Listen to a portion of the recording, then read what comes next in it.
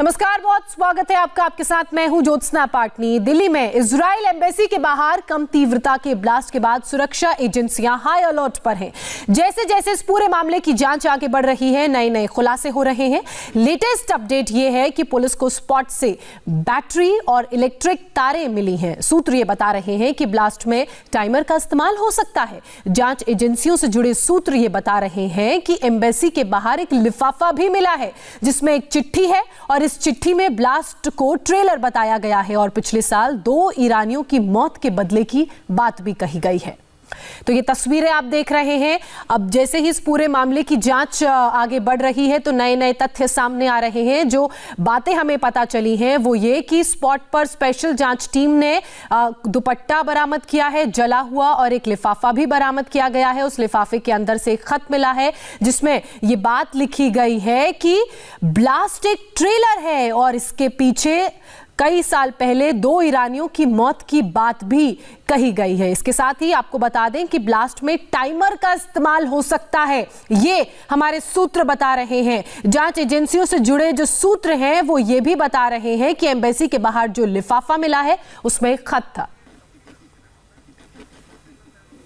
जब मौके पर स्पेशल जांच टीम पहुंची थी, ये तब की तस्वीरें हम आपको दिखा रहे हैं। देखिए किस तरीके से इस पूरे मामले की जांच की गई, और जो बक्सा स्पेशल जांच टीम के जो बंदे अपने साथ लेकर जा रहे हैं, हम आपको वो भी जूम करके दिखा रहे हैं कि किस तरीके से इस पूरे मामले में जांच की जा रही है और मौके से क्या कुछ बरामद किया गया है। तो एक जला हुआ दुपट्टा यहां से बरामद किया गया है। इसके अलावा एक लिफाफा भी एम्बेसी के बाहर से मिला है और इस लिफाफे के अंदर एक चिट्ठी है। उस चिट्ठी में ब्लास्ट को एक ट्रेलर बताया जा रहा है। ये तस्वीरें एक बार फिर से आप देखिए, ये उस वक्त की तस्वीरें हैं जब स्पेशल जांच टीम मौके पर पहुंची थी और इस पूरे मामले की जांच लगातार जारी है।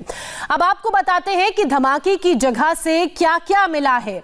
Ammonium nitrate, ball bearing battery मिली है, इलेक्ट्रिक तारें यहां से बरामद की गई हैं। ना सिर्फ इलेक्ट्रिक तारें बल्कि एक लेटर भी बरामद किया गया है। पिंक दुपट्टा मिला है और सीसीटीवी फुटेज अब इस पूरे मामले को मद्देनजर रखते हुए खंगाली जा रही है। तो ये वो सुराग हैं जो अहम कड़ी तक पहुंचा सकते हैं। इजराइल एम्बेसी के बाहर जो ब्लास्ट हुआ उसके बाद लगातार इस पूरे मामले में जांच तेज हो गई है। दिल्ली में एम्बेसी के बाहर हुए धमाके को लेकर इजराइल भी सख्त है। आज दिल्ली इजराइल की जांच टीम कभी भी पहुंच सकती है। भारतीय जांच एजेंसियों की बात करें तो भारतीय जांच एजेंसियों को यह टीम दिल्ली में मदद करेगी, और इसी बीच जांच कर रही टीम को सीसीटीवी फुटेज भी मिली है जिसमें 2 संदिग्ध नजर आ रहे हैं। कैब ने 2 लोगों को ब्लास्ट वाली जगह पर उतारा, जिसके बाद कैब वहां से चली गई। बाद में दोनों संदिग्ध ब्लास्ट वाली जगह पर चले गए थे। दिल्ली पुलिस की स्पेशल सेल अब उस कैब चालक से संपर्क करने की कोशिश कर रही है जिसमें सवार होकर ये दोनों लोग मौका वारदात तक पहुंचे थे, ताकि उन लोगों का स्केच तैयार किया जा सके। वहीं धमाके की जगह पर एक लिफाफा भी बरामद किया गया है, जैसा कि हमने आपको बताया। तो बीते कल ये एम्बेसी के बाहर धमाका हुआ था। इजराइल एम्बेसी ब्लास्ट का अपडेट आपको बता दें। एम्बेसी के पास ब्लास्ट एक बड़ी साजिश का ट्रायल पहली नजर में नजर आ रहा है। तो वहीं दूसरी बड़ी बात यह कि पुलिस को मौके पर सीसीटीवी फुटेज में 2 संदिग्ध भी नजर आ रहे हैं। ब्लास्ट की जगह से बॉल बेयरिंग और आईईडी बरामद किया गया है। वहीं जो चौथी बड़ी बात है वो ये कि दिल्ली धमाके में अमोनियम नाइट्रेट का इस्तेमाल किया गया है। 5वीं बड़ी बात, ब्लास्ट की जगह पर आधा जला हुआ एक पिंक कलर का दुपट्टा भी मिला है। पिंक दुपट्टे का कनेक्शन क्या है, इसकी भी तलाश पुलिस द्वारा की जा रही है। वहीं जो 7वीं बड़ी बात है वो ये कि धमाके की जगह से 12 गज दूर मिला है एक कोरा लिफाफा। और 8वीं बड़ी बात इस पूरे धमाके से जुड़ी हुई ये कि लिफाफे में इजराइल के एम्बेसडर को एक खत लिखा गया है, वो लेटर बरामद किया गया है। लिफाफे के फिंगरप्रिंट्स जो है वो अब ट्रेस करने की कोशिश की जा रही है। जांच टीमें उसमें जुटी हुई हैं। आपको बता दें कि सीसीटीवी कैमरे की फुटेज में 1970 यानी कि ये टाइम नजर आ रहा है। तो ये 10 बड़ी बातें हम आपको इस पूरे ब्लास्ट से जुड़ी हुई बता रहे हैं। इजराइल एम्बेसडर ने इस धमाके को आतंकी हमला बताया है। नमस्कार। This is Ron Malka, the ambassador of Israel to India.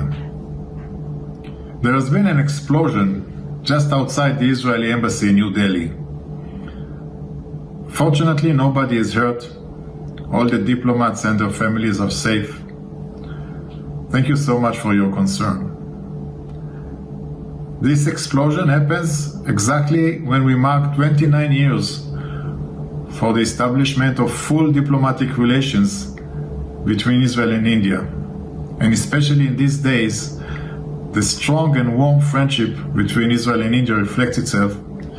We get full cooperation and support from the local police, from the Indian authorities, the Ministry of External Affairs, the Secretary of External Affairs, the NSA. They all call their counterparts in Israel, offer their support. We appreciate it so much. Thank you again for your concern. Israel के राजदूत को आपने सुना, तो वहीं Delhi blast में एक और नया खुलासा हुआ है। सूत्र ये बता रहे हैं कि जांच में ऐसा लग रहा है कि आईईडी घर में बना था। सूत्रों के मुताबिक इजराइल एम्बेसी ब्लास्ट में ईरान के कुछ लोगों पर शक है। सूत्र ये भी कह रहे हैं कि दिल्ली में ईरान के लोग कहां रह रहे हैं, ये भी पता किया जा रहा है। पुलिस दिल्ली के होटल वालों से ईरान के नागरिकों की पूरी डिटेल मांग रही है। मेरे सहयोगी कुमार सोनू इस वक्त हमारे साथ लाइव जुड़ चुके हैं। सीधे कुमार सोनू का रुख करेंगे। कुमार, लगातार आप बीते कल से स्पॉट पर मौजूद हैं। जो अहम जानकारी सूत्रों के हवाले से हमारे पास पहुंच रही है वो ये कि ईरान इसके पीछे हो सकता है, ये फौरी तौर पर बात कही जा रही है। और बीता धमाका भी हमें याद आता है जब ईरान कनेक्शन की बात सामने आई थी।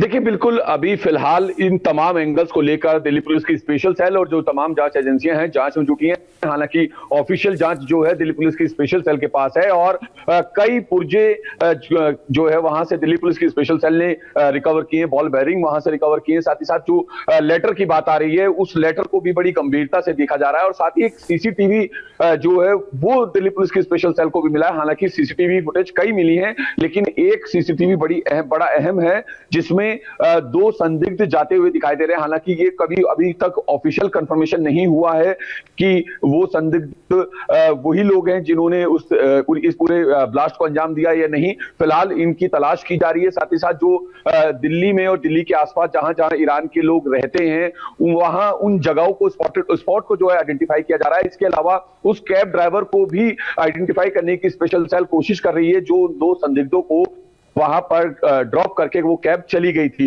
तो ड्राइवर को आइडेंटिफाई किया जा रहा ताकि उससे जो है उन दोनों संदिग्धों का हुलिया पता किया जा सके और उसका उन दोनों का स्केच तैयार करके जांच को आगे बढ़ाया जा सके। तो तमाम ये एंगल है, फिलहाल ये तमाम जांच का विषय है। लेकिन सबसे बड़ी बात है कि 29 तारीख को ये पूरा ब्लास्ट हुआ, यानी कि 29 तारीख कल बीटिंग रिट्रीट जब होती है तो ऐसे में बीटिंग रिट्रीट से महज 1.5 से 2 किलोमीटर की दूरी पर ये ब्लास्ट होना बेहद चौंकाने वाली बात है, बेहद बड़ी चुनौती है दिल्ली पुलिस और तमाम जांच एजेंसियों को। फिलहाल अब ये जांच की जा रही है कि आखिर कौन कौन लोग इसमें शामिल हो सकते हैं, अब इरादा क्या था। और साथ में जो ईरान का एंगल है जिसमें कासिम सुलेमानी की बात की जा रही है, ईरान के न्यूक्लियर साइंटिस्ट की बात की जा रही है, वो उस एंगल को लेकर भी दिल्ली पुलिस की स्पेशल सेल जांच कर रही है। बिल्कुल कुमार सोनू, अगर इस पूरे खत की बात की जाए और उसमें लिखी बातों की बात की जाए, फर्ज किया जाए तो एक तरफ से ये बात तो साफ होती है कि ये डराने की कोशिश थी क्योंकि लो इंटेंसिटी ये बॉम्ब था। उसके बाद जो खत वहां से मिला हुआ है, जो बातें